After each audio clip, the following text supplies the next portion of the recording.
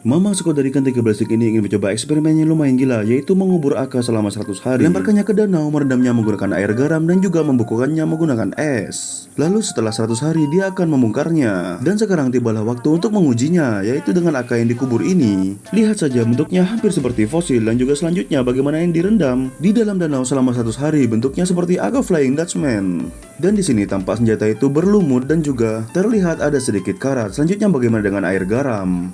Setelah kotak ini dibuka, terlihat ada genangan karat di sana. Dan kita juga bisa melihat AK-47-nya memiliki karat seperti ini. Dan yang terakhir bagaimana dengan senjata AK-47 yang dibekukan? Setelah dilihat-lihat ternyata hasilnya menjadi seperti ini. Lalu Mamang Scott ini membongkar sedikit demi sedikit dari es AK-47 ini. Dan hasilnya masih tampak baru. Selanjutnya adalah uji penembakan. Apakah semua varian penyiksaan AK ini dapat bekerja dengan sempurna? Yang pertama yaitu AK Flying Dutchman. Dan sekedar informasi, semua AK ini sudah terdapat peluru di dalamnya selama dikubur, direndam, dikubur, dan juga dibekukan. Jadi semua pelurunya juga ikut dalam eksperimen. Dan inilah AK yang direndam di dalam danau tadi. Ternyata masih berfungsi dengan sempurna. Selanjutnya dia tembakan langsung dari tangannya, dan ternyata senjata ini masih berfungsi dengan sangat baik. Dan juga tampak di sini tidak ada sesuatu hal yang bikin AK itu jamming, sehingga dia lolos dalam pengujian ini. Dan selanjutnya bagaimana dengan AK yang direndam dalam air garam?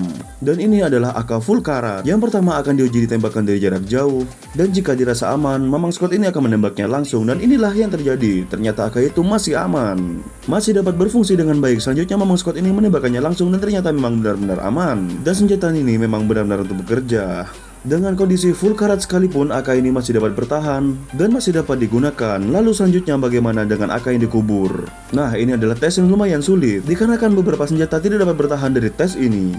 Dan dia hanya membersihkan bagian chambernya sedikit saja agar bisa dikokang. Selanjutnya adalah pengujian untuk penembakannya. Apakah AK-47 ini masih bisa digunakan meskipun ada jamming sedikit ketika dikokang? Dan ternyata inilah yang terjadi.